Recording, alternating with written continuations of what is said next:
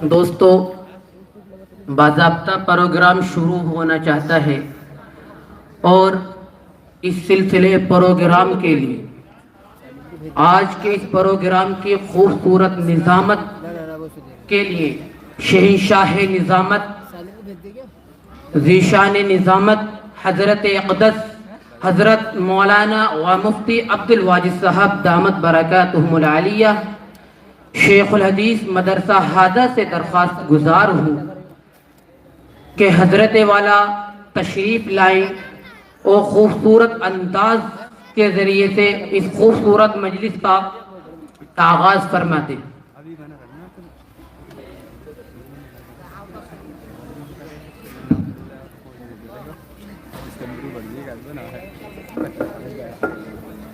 السلام علیکم ورحمۃ اللہ وبرکاتہ۔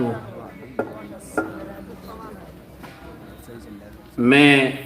اپنے تمام ہی مہمانان عظام سے نہایت ہی ادب و احترام کے ساتھ درخواست گزار ہوں کہ وہ مدرسے کے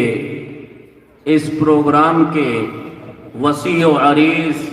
پنڈال کے اندر تشریف لے آئیں۔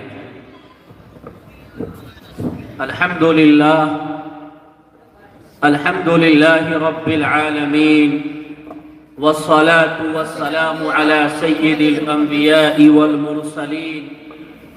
محمد بن عبد اللہ الامین وعلى آلہ وصحبہ وآل بیتہ اجمعین ومن تبعهم بإحسان إلى يوم الدین۔ اما بعد، فاعوذ باللہ من الشیطان الرجیم، بسم اللہ الرحمن الرحیم۔ لئن شکرتم لأزیدنکم، وقال النبی صلی اللہ تبارک وتعالی علیہ وسلم، من لم يشکر الناس لم يشکر اللہ، او کما قال صلی اللہ علیہ وسلم۔ تو کریم ہے، تو رحیم ہے، تیری ذات سب سے عظیم ہے۔ تو کریم ہے، تو رحیم ہے، تیری ذات سب سے عظیم ہے۔ نہیں کوئی تجھ سا ہے دوسرا، تو خبیر ہے، تو علیم ہے۔ یہ لطافتیں، یہ عنایتیں، یہ تیرے کرم کی وضاحتیں۔ یہ لطافتیں، یہ عنایتیں، یہ تیرے کرم کی وضاحتیں۔ جو چمن میں ہے تو نسیم ہے، جو گلوں میں ہے تو شمیم ہے۔ تو ہے راز ذات و صفات کا، تو ہے رنگ بس میں حیات کا۔ تو ہے راز ذات و صفات کا، تو ہے رنگ بس میں حیات کا۔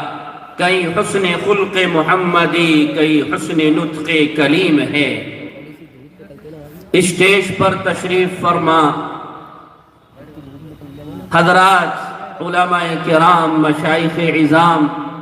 میرے پیش رو نہایت ہی قابل احترام حاضرین باتمکین،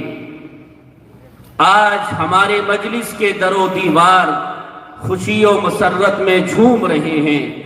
کیونکہ خدا خدا کر کے وہ مبارک اور نورانی ساعات اپنی تمام تن رنگیوں اور بو قلمونیوں سمیت سایہ فگن ہیں، جس کا ہمیں انتہائی بے صبری سے مشتاق و منتظر تھے،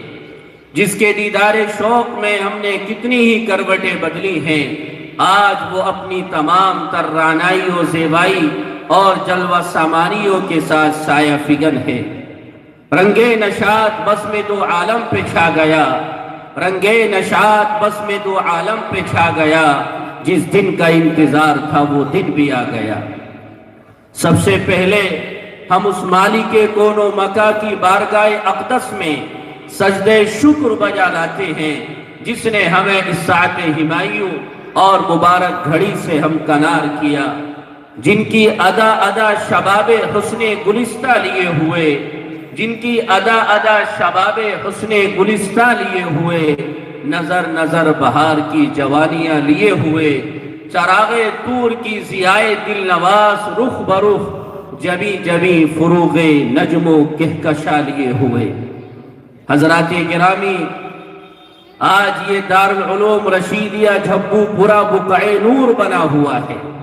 یہ سرزمین جلوہ گاہ اہل اللہ بن گئی ہے، آسمان رشد و ہدایت کے ستارے جگمگا رہے ہیں، خاصان خدا علماء، جامع شریعت و طریقت، اتقیاء اصفیاء اور صلحاء کی کہکشاں زمین پر اتر آئی ہے۔ ان پاک باز و پاک تینت بلند ہستیوں کے جھرمٹ میں، ان کی نور ریز جگمگاہٹوں میں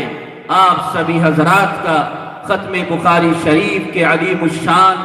پروگرام میں آنا مبارک ہو۔ آپ حضرات کی تشریف آوری یقیناً ہماری خوش قسمتی کی دلیل ہے۔ آپ کے قدوم میمنت لزوم ہم پر فضل خداوندی کا واضح اشارہ ہے، اور یہ کیوں نہ ہو جبکہ آپ کی آمد سے ساز فطرت کے ترنم کا سہارا لے کر قلب پرسوز کا احساس جوا رقص میں ہے، حسن لرزیدہ قدم عشق پراگندہ ہوش، زندگانی کا ہر عنوان گرا رقص میں ہے۔ بھئی خواہان قوم و ملت، یوں تو اس کارگاہ عالم میں مختلف اغراض و مقاصد کی مجالس و محافل کا انعقاد ہوتا ہی رہتا ہے، مگر دینی مجلس و محفلوں کی حیثیت سب سے جداگانہ ہے، ان کا مقام و مرتبہ سب سے بلند و بالا ہے، ان کی اہمیت و افادیت سب سے عرفہ و اعلیٰ ہے، اور یہ کیوں نہ ہو چونکہ ان مجلسوں کے انعقاد کا مقصد حصول مال نہیں ہے، حصول عظمت و شوکت نہیں ہے، دنیاوی متاع و منفعت کا حصول نہیں ہے، بلکہ ان مجلسوں کے انعقاد کا بنیادی مقصد اعلاء کلمت اللہ ہے، اطاعت دین ہے، ترویج دین ہے، تشریع دین ہے، سنت خیر الورا کو حرز جا بنانا ہے، اور عشق الہی کو دلوں میں موجزن کرنا ہے۔ جی ہاں، یہی وہ مجلسیں ہیں جہاں پر ایمان اور یقین کی دولت نصیب ہوتی ہیں، خوابیدہ احساسات بیدار ہوتے ہیں، سویا ہوا ضمیر جاگتا ہے، غفلت و کاہلی کے پردے چاک ہو جاتے ہیں، اس بزم کے ہر ایک میکش کو وحدت کا جام پلاتے ہیں، اس بزم کے ہر ایک میکش کو وحدت کا جام پلاتے ہیں، پیغام شریعت دیتے ہیں، انداز وفا سکھلاتے ہیں۔ ہاں، علم کے اس میخانے سے پینے سے سرور آ جاتا ہے، اسرار حرم کھل جاتے ہیں، جینے کا شعور آ جاتا ہے۔ ایسی نورانی بابرکت محفل جس سے لڑکھڑاتی ہوئی انسانیت کو سہارا ملے، گمگشتگان راہ کو سراغ منزل ملے، مضطرب اور بے قرار دلوں کو سرمایہ سکون و طمانینت ملے، ایسی مجلسیں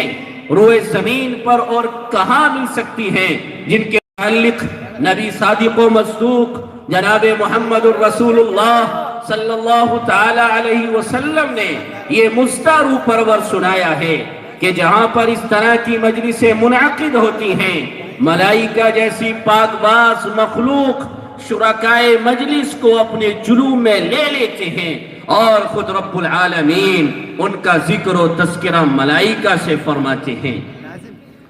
ناز کرتے ہیں ملک ایسی زمین پہ اسعد، ناز کرتے ہیں ملک ایسی زمین پہ اسعد جس پر دو چار گھڑی ذکر خدا ہوتا ہے۔ عزیزان گرامی قدر،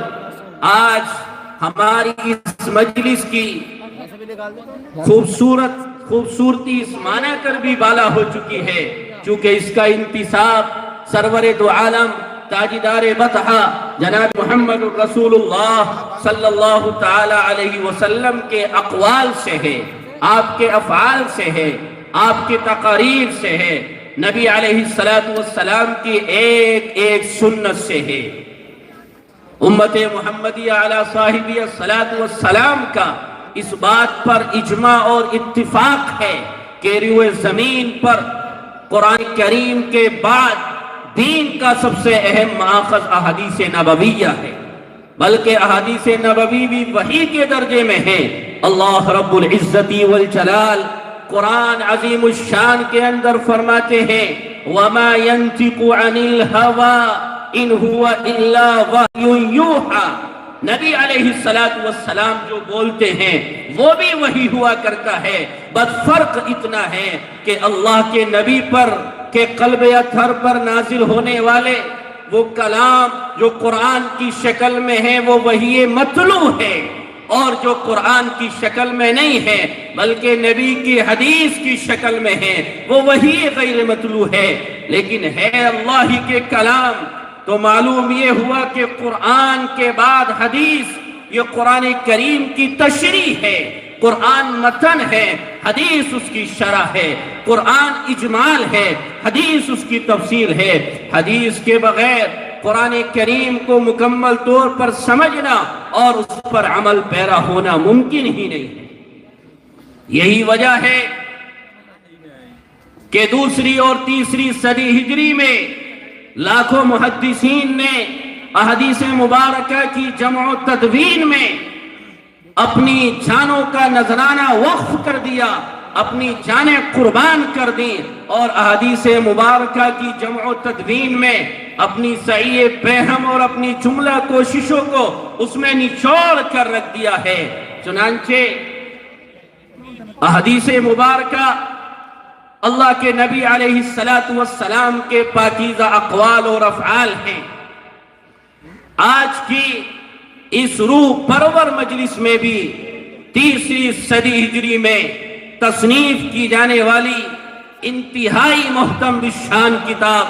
نہایت ہی پاکیزہ کتاب، جس کتاب کو اصح الکتب بعد کتاب اللہ تعالی قرار دیا گیا، قرآن کریم کے بعد روئے زمین پر سب سے زیادہ مقدس اور پاکیزہ کتاب اگر کوئی ہے تو پوری دنیا کے علماء کا اس پر اتفاق اور اجماع ہے کہ وہ کتاب صحیح بخاری ہے۔ حالات مصنفین درس نظامی نامی کتاب میں لکھا ہے کہ امام بخاری رحمت اللہ علیہ نے 23 سال کی قلیل مدت 23 سال کی عمر میں 217 ہجری میں بخاری شریف کے اس تصنیف کے کام کا آغاز فرمایا، اور 16 سال کے طویل عرصے میں 233 ہجری میں بخاری شریف کا یہ عظیم الشان کارنامہ اور عظیم الشان کتاب پائے تکمیل کو پہنچتی ہے۔ امام بخاری علیہ الرحمہ خود فرماتے ہیں کہ میں نے اس کتاب کو مسجد بیت الحرام میں بیٹھ کر لکھا ہے، ابواب و تراجم کی تکمیل مسجد نبوی میں کی ہے، اور آگے خود فرماتے ہیں کہ جس وقت میں نے صحیح بخاری کے تصنیف اور تالیف کا آغاز کیا اور میں نے بخاری شریف کے لکھنے کا ارادہ کیا، اس وقت میرے سامنے 6 لاکھ احادیث کی ضخیم کتابیں موجود تھیں، اور 6 لاکھ احادیث کا مجموعہ میرے سامنے موجود تھا۔ میں نے 6 لاکھ احادیث کے مجموعے میں سے نہایت ہی معتبر مستند، جن کی سند سب سے اعلیٰ اور بالا، وہ تمام روایات ان 6 لاکھ احادیث کے مجموعے میں سے چھان پھٹک کر، ان میں سے چن کر، ان میں سے منتخب کر کے میں نے اپنی جامع صحیح میں ان کو داخل کیا ہے، اور اپنی جامع صحیح کے اندر اس کو شامل کیا ہے۔ اور آگے بڑی عجیب بات لکھتے ہیں کہ جس وقت میں کسی حدیث کو 6 لاکھ احادیث کے مجموعے میں سے جب تلاش کرتا، جب اس میں سے چھان پھٹک کرتا اور اس کی اعلیٰ سند کو دیکھتا، اور دیکھنے کے بعد جب میں سوچتا یہ حدیث اپنی جامع صحیح اور بخاری میں لکھ دی جائے تو فوراً نہیں لکھتا تھا، بلکہ میں غسل کرتا، اس کے بعد 2 رکعت صلاۃ الاستخارہ ادا کرتا، رب کے حضور میں گڑ گڑاتا، اللہ رب العزت والجلال کے سامنے روتا۔ جب ہر طرح سے حدیث کی صحت کا یقین ہو جاتا اور مجھے شرح صدر ہو جاتا، تب جا کر میں اپنی جامع صحیح میں اور اپنی کتاب میں اس حدیث کو لکھتا تھا۔ آپ فرماتے ہیں میں نے اس کتاب کو اپنی نجات کے لیے ذریعہ اور حجت بنایا ہے، اور میں امید رکھتا ہوں کہ اللہ تعالیٰ اس کتاب کی برکت سے میری مغفرت فرمائیں گے۔ آج کی اس روح پرور مجلس میں اسی محترم بالشان کتاب کی آخری حدیث کا درس ہوگا۔ اور اس آخری حدیث کے درس با سعادت کے لیے ہم سب کو یہ سعادت حاصل ہے کہ آج ہمارے درمیان ایشیا کی عظیم دینی دانشگاہ کے ایک عظیم محدث، فکر مند مبلغ، مناظر اسلام، استاد الاساتذہ، استاد العلماء، حضرت اقدس حضرت مولانا مفتی محمد راشد صاحب وعمت فیوضہم، استاد حدیث و نائب محتمم ازہر ہند ام المدارس دارالعلوم دیوبند یہاں پر تشریف لا چکے ہیں۔ وہ اس کتاب کی آخری حدیث کے درس با سعادت سے ہم سب کو بہرور فرمائیں گے، اور ساتھ ہی ساتھ اسٹیج پر تشریف فرما حضرات علماء کرام کے بیانات سے ہمیں اپنے قلوب کو محظوظ و مستفید ہونے کا موقع ملے گا۔ تو لیجئے، سما خراشی کے لیے معذرت، میں نے آپ کا کافی وقت لے لیا، تو لیجئے آمدم برسر مطلب پروگرام تمام تر رعنائی و زیبائی اور جلوہ سامانیوں کے ساتھ منصہ شہود پر آیا ہی چاہتا ہے۔ اس سے قبل مناسب بلکہ ضروری معلوم ہوتا ہے کہ صدر محفل کے انتخاب کی روایت کو پوری کر لیا جائے۔ جس جماعت کا کوئی امیر نہ ہو اس کی جمعیت کا شرازہ منتشر ہو جاتا ہے، اسی طرح جس قافلے کا کوئی رہبر نہ ہو وہ راستوں کی بھول بھلیوں سے بھٹک کر دور چلا جاتا ہے، اسی طرح جس جلسے کا کوئی صدر نہ ہو وہ اپنی اہمیت اور افادیت کھو دیتا ہے۔ اس لیے انتخاب صدارت ہماری نشستوں کی تہذیب و ثقافت بن چکی ہے، جس کا اہتمام کرنا ہم سب کی اخلاقی ذمہ داری ہے۔ تو آئیے اسی اخلاقی ذمہ داری کی ادائیگی کے لیے میں تحریک صدارت پیش کرنے کے لیے مدرسہ ہادہ کے استاد گرامی حضرت مولانا مفتی عطاء الرحمن صاحب سے درخواست گزار ہوں کہ تشریف لائیں اور تحریک صدارت پیش فرمائیں۔